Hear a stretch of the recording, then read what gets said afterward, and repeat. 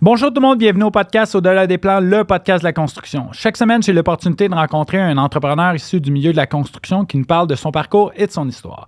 Tout d'abord, j'aimerais remercier Lajoie, qui est une entreprise, un agent manufacturier en équipement de plomberie, donc pour vos projets résidentiels, commerciaux, institutionnels, n'hésitez pas à les appeler. J'aimerais remercier également Watts, qui est un manufacturier représenté par Lajoie, donc pour les DAR, les PRV et tous les systèmes de mixing de valves. N'hésitez pas à appeler Lajoie pour avoir les spécifications. Et j'aimerais remercier Bugatti qui nous permet d'offrir un super beau cadeau à nos invités. Cette semaine, j'ai eu l'opportunité de rencontrer une de mes amies, Nancy Picard de Éco-Transition. Sur ce, je vous souhaite bon podcast. Vous écoutez Au-delà des plans avec Bruno Rajotte.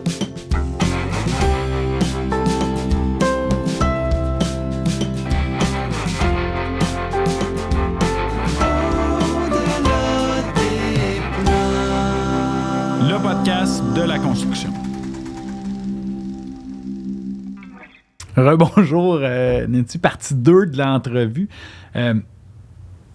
Quand on s'est laissé, la semaine passée, on parlait de, justement, de repenser le site, d'avoir, on pense de l'environnement dans lequel on est. Souvent, on part un projet, là, c'est parfait, je veux un building 4 étages. Attends un peu, attends. Un building 4 étages, là, tu es sur le bord de l'eau. C'est quoi l'impact que tu vas avoir? Comment on va le faire? On peut-tu le construire différemment pour matcher avec l'environnement puis avoir comment on peut l'aider? Puis parfait, je sais que sur le bord de l'eau, sûrement qu'il serait merveilleux. Es-tu capable de me le faire 300 pieds plus loin? Parce que sur le bord de l'eau, c'est là qu'il y a tout mon écosystème. Ton impact, ça aiderait énormément le terrain que de me faire ça à 3 pieds de la berge. Hein. Puis, tu sais, avec toute la réflexion que j'ai mis là-dedans, bien, comme je te disais justement la dernière fois, c'est de dire, on remonte avec un processus d'implantation intégrée. Sauf qu'encore une fois, de se dire, comment on fait pour pas que ça pèse uniquement sur tes épaules, ton équipe, qui tu vas embarquer dans ce processus-là pour qu'on ait les bonnes personnes autour de la table, puis ça roule. Fait que imagine même si, puis ça c'est l'idée de vivre en ville que je trouvais cool, il y avait un petit programme à un moment donné qui disait « Yes, in my backyard ». Donc, de dire « OK, je vais me familiariser, vraiment comprendre, connaître, voir mon lieu, mon territoire, puis dire qu'est-ce qu'on... Tu sais, on sait ce qu'on veut pas, puis ça de l'opposition, ça va bien, puis ça va vite, OK, mais qu'est-ce qu'on veut, puis comment? » Fait que imagine si chaque quartier, en ville, avait une espèce de venez, chers promoteurs, entrepreneurs, regardez comment on rêve notre ville, qu'est-ce qu'on aimerait voir, comment on voudrait, puis qu'est-ce qu'on tient vraiment à protéger, à modifier, à transformer. Fait que, est-ce que vous voyez que vous aimeriez vous insérer là-dedans? Oui, comment? Puis, tu sais, mais de façon à ce que, justement, il y ait eu toute cette réflexion de comment on ramène cette biodiversité dans notre ville, comment on ramène ces espaces d'échange social, comment on, tu sais, et de devenir partenaire avec les promoteurs qui viennent, au lieu de dire, ils débarquent, ils me présentent leur plan, non, je veux rien savoir de ça, etc., puis que là, c'est de la transaction, de négociation, au lieu d'être des partenariats de réciprocité. Bien, c'est des approches complètement différentes. Ouais. Il y en a une qui est on est des méchants, on vous limite dans ce que vous voulez faire, au lieu de dire, ben regarde, moi j'aimerais ça construire ça. Ça serait quoi le meilleur pour vous autres? Je te le dis, je connais plein de promoteurs, là, mon réseau de contacts est rempli de promoteurs. Ouais. Cette approche-là, j'ai jamais entendu ça dans ma vie. Bien, c'est drôle, avec tout ce que je dis de faire, de remonter en amont, de prendre le temps, ça peut paraître long, mais moi, ben, ça fait 5 ans. Donc, en 2018, ce que j'ai fait, j'ai googlé Bill Reed, et puis c'était Regenesis Group. Entre autres, il y avait d'autres, parce qu'il a fait beaucoup pour le processus de conception intégrée, écrit livre, puis il a fait beaucoup de démarches là-dessus. Mais là, avec Regenesis Group, je voyais qu'il offrait The Regenerative Practitioner, 3 mois, assez intensif. Et puis, pour voir, ben, j'avais adoré sa présentation, ça fait tellement de sens, puis c'était tellement merveilleux, les résultats des projets qu'ils ont faits. C'est quoi qui se passe en arrière-scène? C'était ça un peu, ce cours-là. Donc, je me suis lancée là-dedans. Je te dirais l'approche systémique, en gros, moi, je compare ça à dire, je suis droitière, maintenant, je vais me servir de ma main gauche. Fait que j'ai beau prendre 3 mois pendant lesquels je me sers la main gauche. Après, je vais vite retomber sur ma main droite. Hein, ça va être un réflexe. Ça va être un réflexe. Et donc, c'est pour ça que j'étudie avec Regenesis Group depuis 5 ans. Ils ont une super équipe. Il y a des gens là-dedans, eux autres, c'est plus la permaculture. D'autres, c'est de travailler dans des grosses multinationales, Unilever, Colgate, tout ça, pour une structure systémique à l'intérieur au lieu d'une hiérarchie, si on veut, d'une grosse multinationale. Donc, l'approche systémique. Et puis, c'est ça. Fait que là, je me suis dit, OK, je me connais. Ma main droite est efficace. Elle est sortie de l'université, mais la main gauche elle est encore à maternelle. Là, elle m'énerve. T'sais. Donc, de faire cette pratique, de continuer avec eux. Et puis, ça permet de voir aussi, d'avoir ces échanges avec tous leurs projets. Et puis, le nombre de fois que, puis on travaillait à travers le monde, Chili, en Nouvelle-Zélande, partout, puis qui arrive que souvent, ça va être avec le méchant promoteur qui va les contacter. Et donc, ils arrivent là, ils présentent le projet, tout le monde est opposé à ce qu'ils veulent faire, etc. Et la première chose qu'ils vont faire, c'est aller rencontrer les parties prenantes concernées, donc tous les organismes au niveau de la municipalité, au niveau pour dire un peu les questions comme on disait tout à l'heure, mais si tu veux pas, qu'est-ce qu'ils présentent, c'est quoi tu veux, c'est quoi tu vois, pour vraiment comprendre, déjà, c'est quoi ce lieu-là, c'est qui ce lieu-là? Moi, je le connais pas. Peux-tu m'en parler? Qu'est-ce qui est unique? Qu'est-ce qui fait que si je m'en vais dans le village à côté, c'est pas pareil? Ça se ressemble, mais c'est pas pareil. C'est quoi l'essence, la petite vibe ici? Donc, de comprendre ça. Et donc, il y a beaucoup des promoteurs avec qui Regenesis Group travaille qui, maintenant, ils peuvent prendre jusqu'à 2 ans après avoir acheté un lieu, un terrain, avant de faire quelques développements de ce soit. Mais ces 2 ans-là, ils marchent le terrain, ils prennent contact, ils parlent avec les gens, ils comprennent. Jamais, pendant ce temps-là, ils vont présenter leur idée de qu'est-ce qu'ils veulent faire. Ils vont vraiment s'imprégner du lieu. Puis dire, toi, si on avait ça serait un plus. Ça serait bien. C'est tous des partenaires. Quand ils présentent le promoteur, il n'y a que des partenaires. Et donc, c'est pas plus long. Parce qu'après, on s'entend que 2 ans à se battre, à négocier, à faire des transactions où c'est le fameux, un des frameworks, un des premiers avec lesquels on travaille, il appelle le Law of Three, mais c'est ta force qui active ta force restrictive, puis de dire, nous, on est tellement entraînés à faire des compromis. On va trouver le meilleur compromis. Celui où toi, tu parles moins, moi, je parle. Si on réconcilie, admettons qu'on trouve quelque chose qui fasse que c'est mieux pour toi, c'est mieux pour moi. Un exemple qu'il a donné avec un promoteur, qui c'était un peu la même chose, tout le monde a posé, il y avait un boisé, va pas couper notre boisé, puis c'était vraiment avec une grande valeur pour la faune, la flore qui était là. Et donc, ils ont dit, OK, c'est sûr qu'il n'y avait rien de parfait, mais ils ont regardé pour développer au pourtour de ce boisé, donner accès au boisé à tout le monde, même si en développant au pourtour, il y avait beaucoup moins d'eau. Donc, c'était effectivement pour du plus haut de gamme, etc.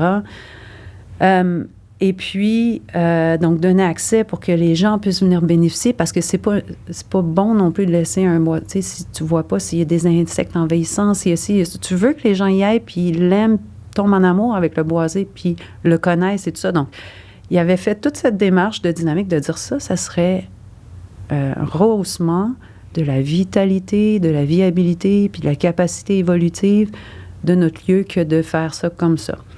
Et puis, à la fin, là, tous ceux qui se disputaient étaient rendus à se dire, hey, on a réconcilié, c'est vraiment tout cool. Le monde est heureux. Le promoteur rentre dans son argent, il avait fait son étude et tout ça. Les gens à côté étaient contents. Ça allait être une bonne façon de préserver parce qu'ils disaient, comment on va le préserver pour pas que le prochain promoteur ou que le prochain élu il fasse d'autres choses avec ça. Mais là, arrive le temps de faire le check-up final, puis le biologiste qui passe et dit, le terrain, en fait, qui valait le plus cher, qui était un promontoire. Il dit, celui-là, tu peux pas le développer. Le promoteur, il était pas content. Encore une fois, c'est quoi l'idée? Il y a un faucon en train de nicher à l'arrière d'un arbre. Hey, je vais te sauver un oiseau. Et puis c'est là que ça m'a tellement... Il rappelle Regenesis Group. Il se rassoit. Puis là, il y avait un lien de confiance. Il avait tout travaillé. Mais n'empêche, ils ont dit, OK, si tout le monde ici autour de la table, on a effectivement comme objectif de s'assurer la survie de cet oiseau-là. Tu peux comprendre qu'il y a des soupirs, puis il y a des yeux qui roulent, puis ils sont comme, hey, t'es sérieux, là? Bon, ça prendrait quoi?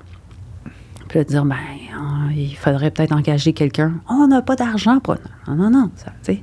Juste, dans l'hypothèse, ça prendrait quoi? Quelqu'un qui s'y connaît, donc qui va pouvoir voir à son bien-être, quel genre de fréquence il viendrait, quelle distance il se met pour observer cet oiseau. Il ne faut pas qu'il fasse de bruit, il faut pas qu'il... Écoute, une liste, toi, de tout ce qu'il faudrait et ne faudrait pas pour garantir, mettre les conditions optimales pour cet oiseau-là. Fait qu'à la fin, c'était de dire, OK, ils ont notarié le terrain en disant, tu construis à telle distance, tu vas être sur pilotis, pas de fondation, pas de lumière à l'arrière, pas de musique, pas le droit de chien, pas le droit de, tu sais. Mais après, en parallèle, ils ont fait un peu d'études pour dire que ça paraît que les groupes d'ornithologues amateurs dépensent plus d'argent annuellement que les joueurs de golf aux États-Unis. Je connais pas les chiffres, mais... C'est beaucoup. Je peux te le dire, moi, je connais le golf, là. C'est plusieurs milliards, là. Et donc, ils sont allés vers ces communautés-là. Fait que tu peux comprendre que la personne qui a acheté ce terrain-là, qui vit là, t'aurais pas pu payer la personne la plus amoureuse des oiseaux pour faire ce que le propriétaire de ce lieu-là a acheté le lieu pour l'oiseau. Il a son faucon dans sa cour. Tu sais, c'est... Et pourtant, là, tu sais, de cette histoire-là, tu te dis, hey, c'est limitatif, tout ça, mais quand tu repenses à ça, ils ont juste fait, non, c'est à cause que la personne que t'approches, là, pas bonne. Mais c'est le networking que je disais tantôt. C'est là que je dis, il faut figurer comment aussi... Il y a beaucoup de choses à figurer, mais c'est ça. C'est dans vraiment l'intelligence collective. Il faut puiser dedans. Il faut vraiment qu'on se donne des espaces. Tu sais, comme professionnel, autant pour les avocats, pour toutes sortes de... Tu arrives à la table, tu es à table parce que tu vas amener une solution. Puis c'est rare qu'on ait des espaces pour dire... T'es à table parce que je veux ton bagage, ton expérience, ton intelligence pour qu'on réfléchisse ensemble. Tu sais, imagine au Cercle du Soleil, eux autres, ils ont des salles que c'est ça qu'ils veulent de toi. Mais pourquoi qu'on pourrait pas avoir, alors des ingénieurs, là? On devrait peut-être mettre ça aussi comme, tu sais, de dire comment on pourrait avoir ces séances, ne serait-ce que sortir de l'université. On ne devrait pas avoir le droit de sortir de là sans minimalement avoir fait un méga projet avec au moins les architectes, avec les amis. Tu sais, comment c'est possible qu'on ait étudié en silo puis on dit, guys, travaillez ensemble. You need to work. Ben là, ça fait que, tu sais, donc ça aussi, c'est pas une baguette magique, travailler ensemble. Il faut qu'on apprenne à le faire. Il faut qu'on ait les plateformes pour le faire. Il faut qu'on se donne la chance de le faire. Puis, quand on le fait, pour autant qu'on soit même pas si bon parce qu'on le fait pas beaucoup, ben il arrive des choses comme celle-là où est-ce que, donne-toi le temps, dans l'efficacité de production, là, les Japonais, ils ont le 5 pourquoi. Tu demandes pourquoi. Ouais, mais pourquoi? Ouais, mais pourquoi? Ouais, mais pourquoi? Un autre exemple, c'est, il accompagnait une ferme dans Silicon Valley, puis le programme est fait, tout ça, mais là, on veut faire un lead platine. Ouais, OK, mais pourquoi? Puis là, tu voyais les CEO commencer à s'énerver. T'as pas lu le draft de tout ce qu'on a fait? Tu sais, pourquoi tu me poses ces questions-là? Puis qu'après quelques pourquoi, mais pourquoi tu veux amener ces gens-là à communiquer? Il dit, waouh, tu viens de me sauver beaucoup de millions de dollars. Puis là, ils se disent, ben OK, super, mais encore. Il dit, ben, il y a à peu près 25% de mes employés qui bénéficieront pas de tout ce que je veux mettre de l'avant. Moi, c'était comme ma bébite de les mettre ensemble, tout ça, mais il y en a 25 que, en fait, je pense que je vais les énerver si je leur impose ça. Puis ça, c'était 2012. Là.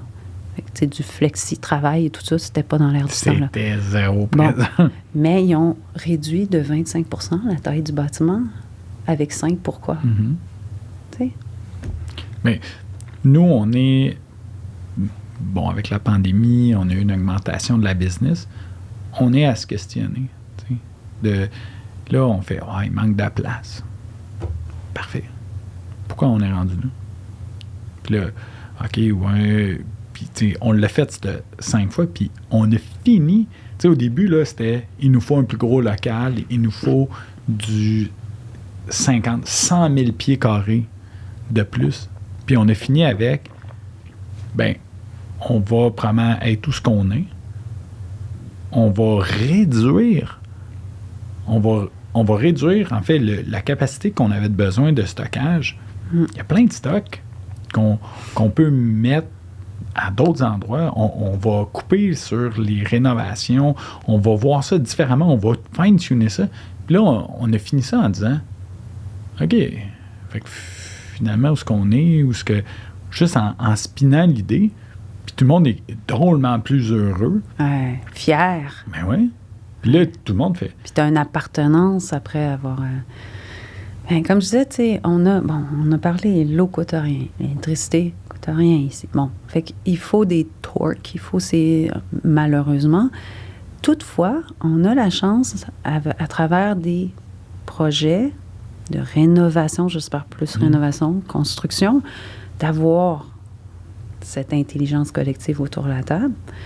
Et donc, de créer ces espaces-là. Puis c'est un peu là que, oui, Écotransition, il y a cet accompagnement de projet. Mais pour moi, c'est beaucoup ce travail en amont qui est encore en train de prendre forme au comment. Parce que ce qu'ils font ailleurs, dans d'autres places, c'est pas nécessairement ce qu'on veut faire puis comment on veut le faire ici.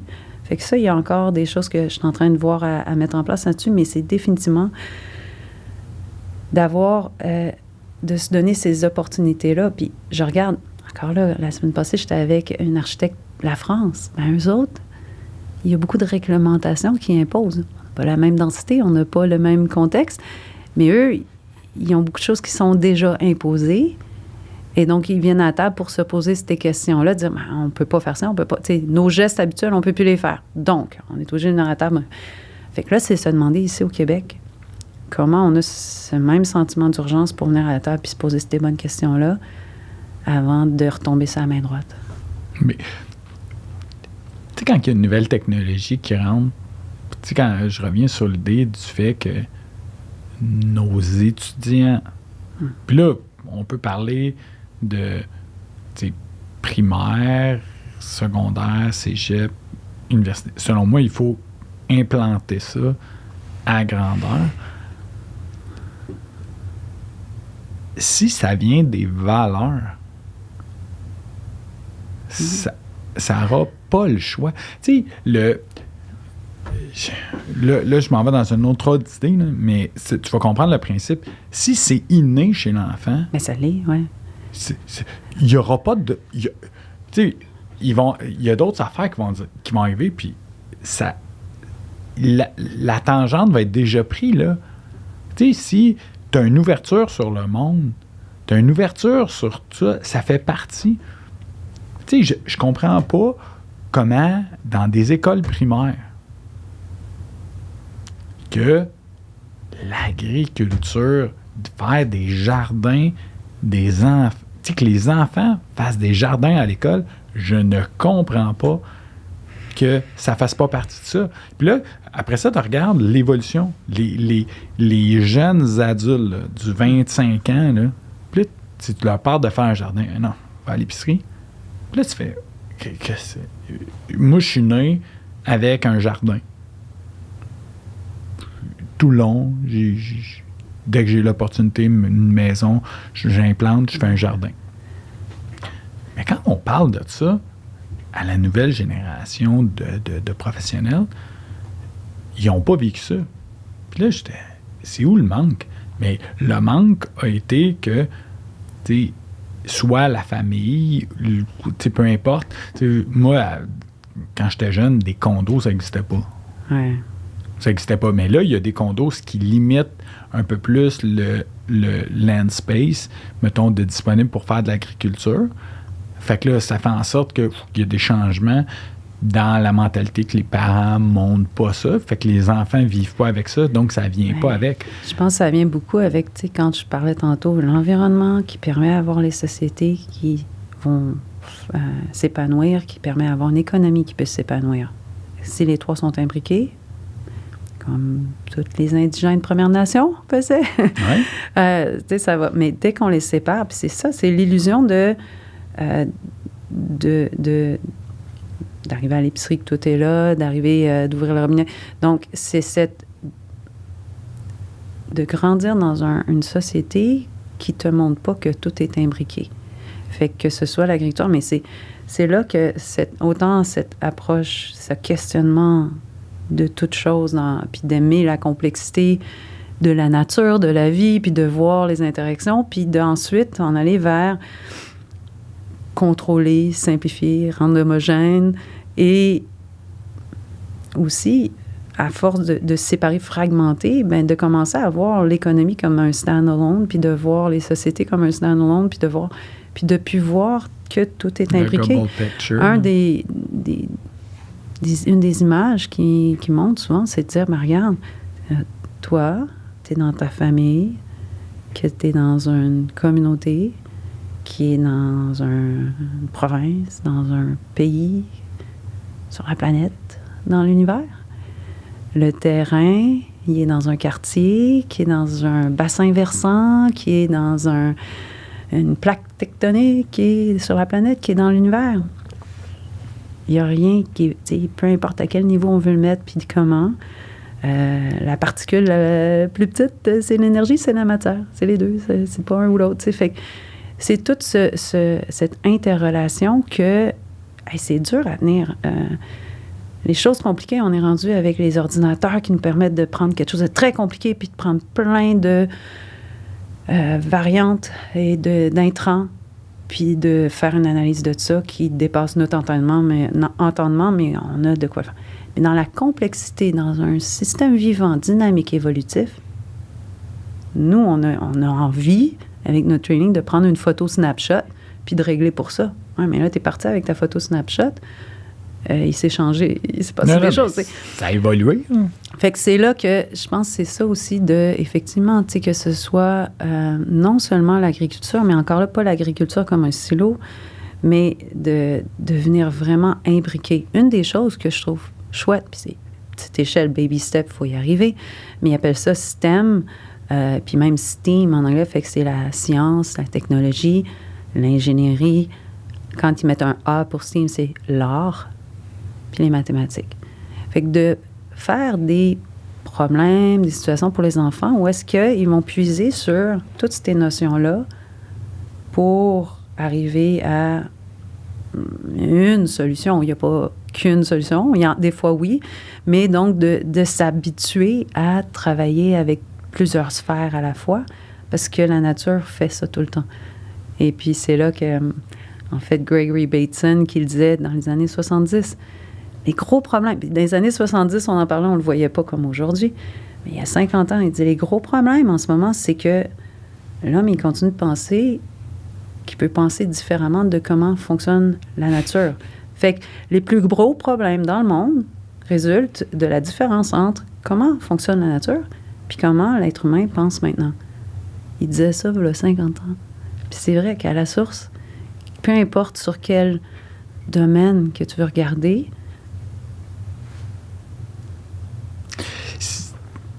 c'est ça. Ouais. Souvent, on tu sais, un peu le thinking régénératif et tout ça. Tu sais, quand même, moi, je l'ai perçu, c'est vraiment, au lieu d'imposer quelque chose, puis la restreindre avec des règlements et tout, et même des façons de faire, regarde un peu comment ça se passe, là. Puis la solution va venir d'elle-même. Oui. Puis venir d'elle-même, il va y avoir de l'émergence de potentiel que tu n'avais pas vu quand tu donnes l'espace, le temps. Puis ensuite, de savoir comment interagir. Mais une fois que tu as fait ça, puis tu es comme, ah, OK, on est passé à un autre niveau. Mais là, ça continue à être dynamique, ça continue. C'est comme si tu disais, justement, j'ai un beau boisé. OK, la population d'écureuils, c'est 14. La population de cardinaux, c'est ça. On fixe ça là. On n'aurait jamais idée de penser. On sait que c'est pas normal, c'est pas. Tu peux pas faire ça, tu peux pas dire j'ai des populations fixes, mais on met, hey, il y a un écureuil de trop cette année, on le balance, il y a un manque, on va le ramener d'ailleurs, puis on va le racheter. C'est pas ça. C'est comment évoluer dans ces dynamiques, puis comment prendre les cues. Je lis un livre en ce moment sur le low-tech, de tout, justement, ce que les peuples indigènes ont fait à travers la planète. Puis, sur un peuple qui est au Pérou, sur le lac Titicaca. Il raconte qu'ils regardent où vont nicher les oiseaux. Ils appellent les oiseaux météorologiques. Curieusement, je cherche à voir, s'ils nichent haut, cette année-là, ils ont des inondations. Et s'ils nichent bas, ils peuvent même avoir des sécheresses. Go figure! Mais quand tu ne donnes pas le temps de regarder, de comprendre, d'observer, tu les manques, ces choses-là. Mais c'est énorme. Fait que c'est ça. Des exemples comme ça, il en pleut. On a malheureusement écrasé beaucoup de ça. Mais on sait que le rythme effréné de notre société est tel que on les a pas, ces moments, on les a plus. Il faut travailler pour retourner vers ça. Mais déjà, de se donner des espaces de réflexion collective, puis de accepter de remettre en question les prémices de départ. La seule façon que j'arrive en ce moment, c'est vraiment... c'est pas de façon directe. Parce que les gens n'ont pas la patience pour ça. Bien, c'est là que... C'est ça, j'allais dire que je suis pas d'accord. Tu dis, c'est un rythme effréné. Là. Ouais. C'est un choix qu'on fait. Oui. C'était simplement un choix. Tu sais, tantôt, je donnais un exemple dans la première partie de mon petit parc immobilier. Là. Tu sais, je suis pas un gros joueur, là, mais un petit parc immobilier, que c'est un choix que je fais. Là. Tu sais, je suis très, très, très conscient que de tout démolir puis de reconstruire, ça va se faire vraiment plus vite. Parce que quand je vais le reconstruire, il va être nickel aux normes d'aujourd'hui, j'aurais pas d'enjeu, j'aurais plus rien, je vais tout avoir contrôlé. Ouais, ça c'est vrai. Par contre, de prendre le temps de comprendre comment ça s'est fait, pourquoi ça s'est fait, de faire les correctifs pour ramener, ça me prend, là, j'ai des menuisiers qui travaillent pour moi, ils me disent, Bruno, t'es conscient que ça te prend 2 fois plus de temps, que on pourrait le mettre à terre. Je la jette, mettons, en novembre. En décembre, tu as un locataire dedans. Oui. Très conscient, très, très, très conscient. Là, ça va me prendre 6 mois de plus rénover. Puis là, j'entends mes chums, là, je sais, je vais en entendre parler de ça. Ils vont me dire, OK, tu vois bien. Oui, mais tu sais, à la fin de la journée, là, tu sais, une fois que ce 6 mois-là, il est passé, là, j'ai un locataire, super heureux. Je regarde mes voisins.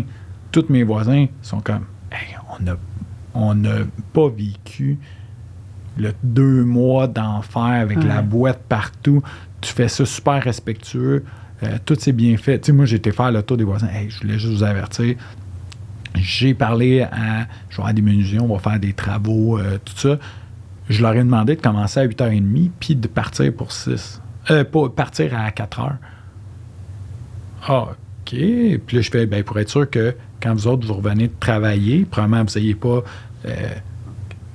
12 trucks dans la rue, que la journée que tu as le goût d'être sur ta terrasse, mon voisin, Yannick, il me dit, ouais, t'es-tu bien du monde? Ah, dans le jour, ils sont 7-8.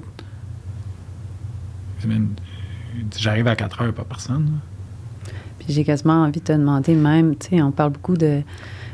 Quand tu es des placements que tu veux être sûr que cet argent-là serve à des bonnes choses, dans ce que tu fais là, c'est ça aussi, c'est toi-même par rapport à ton placement à prendre ces décisions-là. Fait que nous, on dit, on veut mettre le poids sur les gestionnaires d'aller investir là où c'est encore une bonne chose. Mais toi, c'est ce que tu fais directement, quelque part là-dessus, c'est de faire ces choix-là que investissement, oui, mais pas à n'importe quel prix, comme je mettrais du poids sur le gestionnaire. Fait que là, OK, moi, je fais quoi? Moi, je prends quelle décision? Et donc, puis tout ce que ça amène comme, de par ces décisions-là, tes échanges, je parlais tantôt du network puis des partenariats de réciprocité. T'aurais rien de tout ça si tu y allais avec... vite, on fait la réno, on mettait... Bon, fait que c'est là que c'est de comprendre aussi, on parlait de valeur tantôt, puis les différents types de richesses, c'est dans quoi on veut investir. Comme je disais, c'est quoi la vitesse qu'on veut se donner.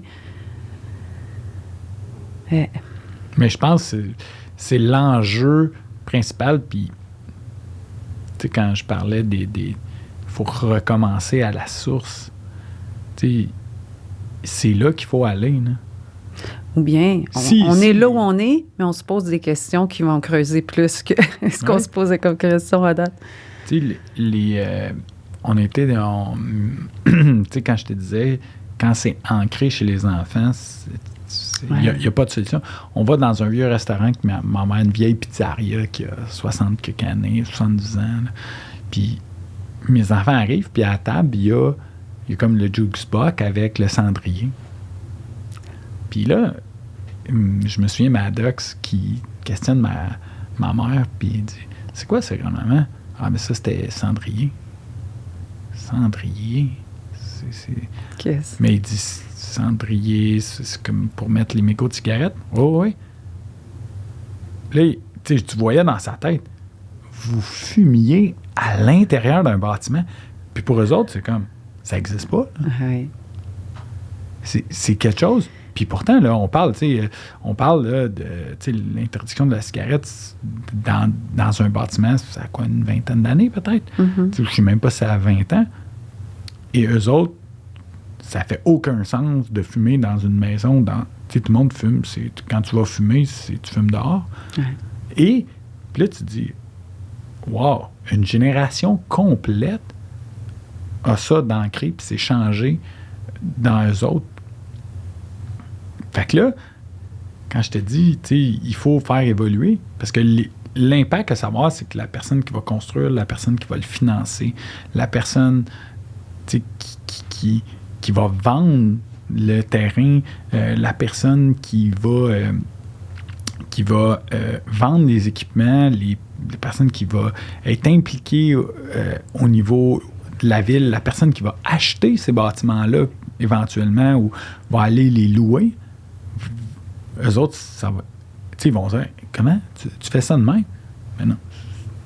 Tu vas corriger ça. Là. Je peux pas aller là-dedans et être comme ça. Ça va devenir une obligation par la bande parce que la mentalité va être là. Je pense qu'il faut un peu de tout. Il faut que ça monte effectivement nos modes de gouvernance, mais il faut définitivement qu'on se donne ces plateformes-là de wake-up collectif parce que, comme tu sais, on a ça en nous, là, il n'y a personne qui dit « Moi, non, je veux faire ma job, puis le reste, ça ne m'intéresse pas. » là. Mais comment on peut revenir à intégrer intégrer la résilience de la vie en parallèle des développements humains, tu sais. Comment on s'y prend? Par où on commence? Fait que déjà, de se donner ces espaces-là, puis de voir que, comme il y en a tellement des beaux exemples T'as-tu qui existent. des exemples, genre concrets, au Québec, qu'on a revus? Tu sais, le Regen. Et là, je me sens mal de ne pas nommer quelque chose qui viendrait... et puis, tu vois, je fais par exprès d'aller prendre des exemples qui ne sont pas ici quand je présente l'approche. Parce que la dernière chose que tu veux là-dedans, quand tu veux que les gens ils se posent des questions, puis ça, il ne faut pas qu'ils soient d'aucune façon proche de cut and paste. Oui, bien, c'est ça. Moi, je veux ça. On fait ça chez nous. Fait que ça explique. Mais, tu sais, je vais quand même, ta question, écoute, je vais quand même faire mon... parce qu'il y en a tellement des belles choses en émergence. Mais si on en veut un qui date, puis qui est définitivement qui était parti ancré, c'est moi je pense à la Tohu. En plus, dès que je t'ai vu t'en aller là-dessus, je dis c'est sûr qu'elle va parler là. Ah ben écoute, c'est sûr parce qu'on partait, c'est quoi leur à la base, tu sais, c'était l'humain, le cirque et la nature. Fait que le fait que la Tohu soit là a aidé la communauté directement. Le fait que la Tohu soit là a aidé le parc Frédéric-Bach dernière et vice-versa. Ils vont chercher les biogaz de là pour ça. Partenariat de réciprocité, autant au niveau humain qu'au niveau nature, qu'au niveau énergie. Il y en a plein à faire si on se donne l'espace de le faire. Fait que ça, c'en est un définitivement que... puis c'est ultimement, les projets comme ceux-là, c'est les excuses. Parce que de s'asseoir... puis dire, hey, on va parler de mieux vivre ensemble. Oui, il faut le faire, sauf que je suis pas sûre qu'on va revenir à chaque semaine, puis non, cette semaine, j'ai d'autres choses. Tandis que si tu as un projet, puis OK, il faut être là, puis chacun a un livrable ou quelque chose, bien, on a cet espace-là dans lequel on a un engagement professionnel, mais qu'on vienne faire de l'expansion sur les considérations qu'on a en amont énormément plus, mais aussi tout au long. Pas dire, OK, on scrape, on tourne à la table de dessin, mais de vraiment remettre en question, de se donner ces latitudes-là. Parce que souvent, quand on se les donne, ces ouvertures-là, ça ne devient pas plus compliqué, on vient simplifier des choses. Ben oui. Ouais, fait que... Moi, ça me fait tout le temps arrêter. Tu sais, la TU, c'est un projet qui m'a énormément marqué. Tu sais, Martin quand on était chez Martin Roy, il nous l'avait présenté, on avait été faire le tour, tout ça, puis... Il y a une des technologies que, moi, je l'ai réutilisée à plusieurs endroits dans mes designs suivant ma carrière d'ingénieur, qui est le fameux conduit canadien. Oui. Que, je regarde ça aujourd'hui, je ne comprends pas encore comment cette technologie-là, qui n'est pas de base, qui est l'affaire la plus passive au monde, mettons, je vais le résumer rapidement, là, c'est un conduit qui est dans le sol, où ce qu'on prend notre air, qu'on va rentrer dans le bâtiment, puis avec le froid ou la chaleur, parce que le sol est à 8, bien, on vient pré-traiter notre air, donc par moment la déshumidifier, par moment la réchauffer, un air d'extérieur, puis il y a un certain degré d'humidité qui est dans le sol, qui est sur les tuyaux, qui va être transmis là. Et par la suite, on fait un traitement final, ce qui permet de réduire énormément les capacités des unités, donc de réduire énormément les salles mécaniques. Et qui, à long terme, évidemment, c'est un système qui prend 20 tonnes versus un système qui prend 40 tonnes. Ben, c'est bizarre, là, mais c'est comme relié. Ça va coûter moins cher à l'implantation, à l'utilisation. Encore aujourd'hui, il n'y a pas tant de bâtiments comme ça. Il n'y a pas tant de bâtiments. Tu sais, moi, on avait fait une petite usine de production de produits naturels. Puis eux autres m'ont dit, tu sais, notre système, là, ils disent, qu'est-ce qu'on est déçu? C'est que notre système, il fonctionne juste à 20%. Fait qu'il dit, tu sais, on a été déçus parce qu'on pensait qu'il y avait assez de technologie que, tu sais, il dit, en bout de ligne, on a acheté un système qui était déjà réduit comparativement à ce qu'on avait de besoin, mais avec tous les tests qu'on a fait puis notre climat, il dit on aurait pu encore le réduire encore plus. Puis là, je fais oui, mais tu sais, Marie, dans ce temps-là, là, le data qui nous permettait de faire ça, on n'était pas là. Puis là, t'es comme ouais, c'est vrai. Mais tu sais, on l'a quand même réduit de 50%, ce qui est incroyable. Mais je sais qu'on aurait pu le réduire. Là, avec ce qu'on connaît aujourd'hui, on aurait pu le réduire de 80. Mais la beauté, c'est que là, quand ton système va être vétus, on va pouvoir le remplacer et là, on va avoir du data. Ah ouais. Fait que je dis, sur la pérennité de ton bâtiment, on va avoir ça, tu sais. Mais c'est ça, il y a tellement de fronts. Puis c'est pour ça que je dis, tu sais, si on revient à certification LEED, c'est tellement un beau parapluie. Si on pouvait se donner l'espace de vraiment se poser plus de questions au lieu de dire de moi, qu'est-ce que ça prend, tout ça, puis moi, je rentre ça, puis on se parle à peine. Bon. Mais, donc, oui, à ce niveau-là. Mais si on vient justement par rapport à l'atelier ou un exemple d'un projet régénératif, bien, il y a 5 caractéristiques là, qui permettent de dire est-ce que j'ai fait une super intégration de mesures durables dans ce projet-là ou est-ce que j'ai vraiment un projet régénératif? Et donc, en premier, bien, à la base, tu cherches à travailler avec le potentiel et non pas à régler des problèmes. Ça paraît... Hein? Mais là, c'est énorme, là. C'est énorme. Ben, un exemple, c'est Brian Lancaster, qui est à Tucson, Arizona, puis lui, il a commencé chez eux. C'est un des États les plus arides secs aux États-Unis. Ils ont à peu près, s'ils sont chanceux, 30 mm par année. Mais quand ça vient, c'est des flash floods, c'est des grosses pluies. Fait que ça amène plein de problèmes de sécurité. Etc. Fait que l'eau, là, c'était un problème. Tu vas voir l'urbaniste, c'est un problème à régler.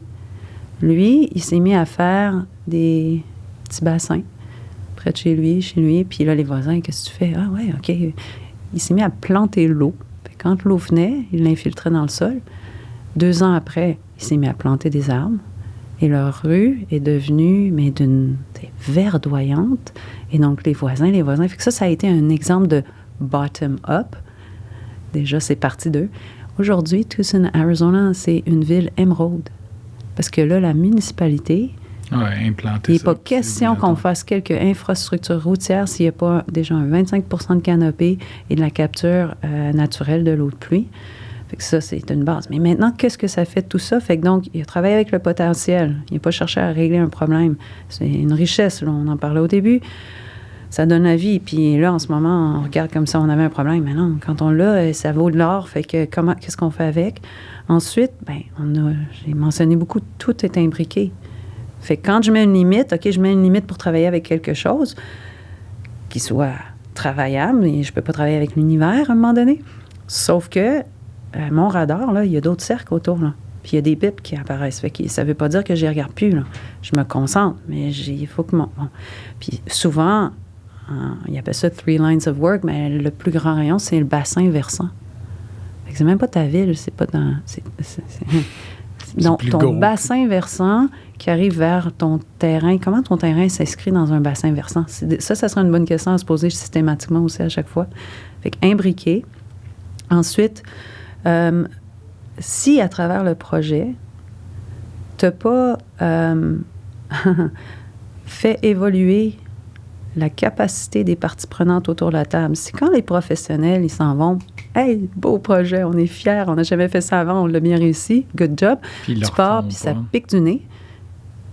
Ben, c'est pas régénératif. Donc, déjà, de voir qu'il y avait toute cette communauté, si on revient à toi, qui était impliquée, qui voulait vraiment pas faire leur truc de cercle isolé, mais qui voulait vraiment le partager, puis faire vivre, puis amener dans la vie des gens puis aussi que ça soit un revenu et tout ça. Donc, même au niveau juste humain, déjà, il faut avoir ça parce que ça va continuer à être un système dynamique évolutif, comme on parlait de notre forêt. Fait qu'il faut que les gens soient capables de le regarder puis le comprendre puis dire « Oh, attends, ça, c'est plus comme avant.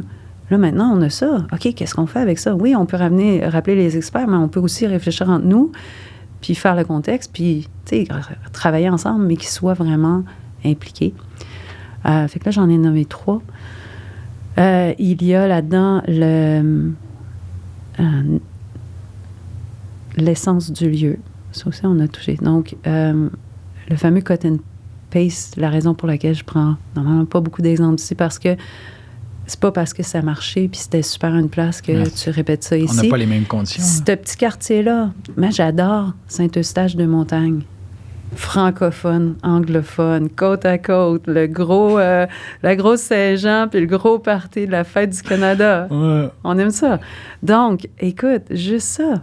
Quand je parlais, je comprends que dans les quartiers de New York, c'est encore plus prononcé, mais cette vibe, cette essence, cette nuance, c'est quoi? Moi puis toi, quand on débarque à une place qu'on connaît pas, on le sait pas. Comment on fait pour le connaître? Bien, il faut qu'on ait ces parties prenantes-là autour de la table pour nous aider à comprendre c'est qui ce lieu-là. C'est qui vraiment, là? L'essence. Et puis, ça, je l'ai dit souvent aussi, les partenariats de réciprocité. Fait que si tu es rentré là comme un promoteur puis tu as fait des transactions, toi, tu es content, toi, tu es content, toi, tu es content. Non. Mais si, quand tu pars, non seulement les gens ont pu être engagés, vraiment faire partie, à travers le processus, wow, leurs capacités ont vraiment grandi dans ce processus-là. Puis qu'après, comme tu parlais par rapport à ton parc immobilier, c'est plus des personnes, c'est... Yannick, c'est ça, c'est des gens, c'est des relations, c'est des... Donc, tout ça, si ça, c'est pas là, c'est pas un projet régénératif. Ça peut être un super projet. Puis c'est là que je dis, moi, je mets la gamme entre faire mieux, réduire l'impact néfaste, puis vraiment un projet régénératif, puis il faut tout faire ça. Puis tant mieux, on se rend « wow », là. Mais tu sais, s'il y a de quoi, si tu mets des bonnes fondations, puis qu'au premier tour de roue, on a juste fait un pas, là, il y a peut-être plein de gens vraiment motivés à dire « ouais, mais là, attends, là, on pourrait faire ça. Puis là, avec ce qu'on a fait là, on pourrait le faire comme ça. » Puis fait que ça aussi, ça évolue puis ça grandit. Fait que si dans les 5 caractéristiques que j'ai nommées ne sont pas toutes là, ça veut pas dire que c'est fini. C'est justement, c'est cool. On a quelque chose. Exact. C'est le début, là. T'sais. Nancy, on arrive à la fin du podcast. Je finis tout le temps avec 2 questions. J'ai l'impression qu'on va... J'ai l'impression que ça va être un beau wrap-up. Tu sais, tu regardes, tu sais que tu es encore toute jeune, la carrière, il reste encore du monde. Il te reste encore pas les cheveux gris, là. Oui, mais ça, c'est les enfants qui te donnent mal à la tête, c'est d'autres choses, ça. Mais de quoi tu es plus fier?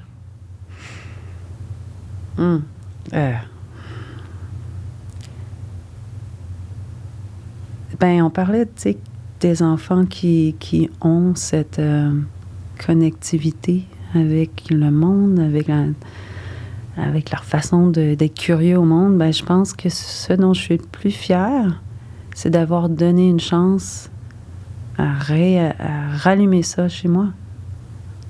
De me dire... d'avoir écouté la petite voix en dedans puis me dire, ma tête d'ingénieur rationnel, elle me dit que ça va être... elle n'a pas de réponse. Comme tu dis, j'ai pas de solution, j'ai pas de réponse, sauf que, ouais, pour moi, ça a été de dire... d'essayer d'être le plus en symbiose, en harmonie avec moi-même. Si je veux faire des choses qui sont en harmonie dans l'environnement, entre la nature et... il faudrait peut-être que moi... Ouais. Fait que je pense que ça serait peut-être effectivement d'avoir osé aller vers off the track. Oui, puis aussi ce qui vibrait en moi, tout ça, d'essayer de retourner vers OK, comment je peux faire que mes actions, que mes mains opèrent d'une façon que ça soit pas en dissonance, que ça soit vraiment concordant, cohérent avec ce qui se passe en dedans, tu sais. Je suis sur la voie de ça. Disons que je dévie quand même. Hein? C'est ça. On en a parlé, c'est qu'il y a de l'évolution qu'il va y avoir. Qu'est-ce que tu aimerais laisser comme héritage quand les gens vont se souvenir de toi?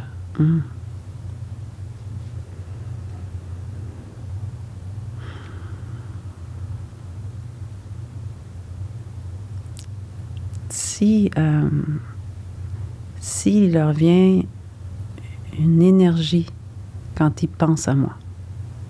Ouais. Juste ça, de cette espèce de confiance, énergie, volonté. Juste un soupçon de ça. Wow! Ça, c'est profond, mais tellement beau, là. Tu sais, quand on s'est parlé, je t'ai dit qu'on allait avoir un fun fou. Moi, j'ai pas vu le temps passer. C'était écœurant. Pour de vrai, merci beaucoup d'être venu au micro des... tu sais, je dis tout le temps, c'est des invités exceptionnels, mais tu sais, toi, t'as une amie, les enfants jouent au soccer ensemble, tu sais. Puis tu sais, t'es quelqu'un... Je sais pas, tu sais, moi, je trouve... Tu sais, c'est tellement simple. Tu sais, quand tu l'as dit dans...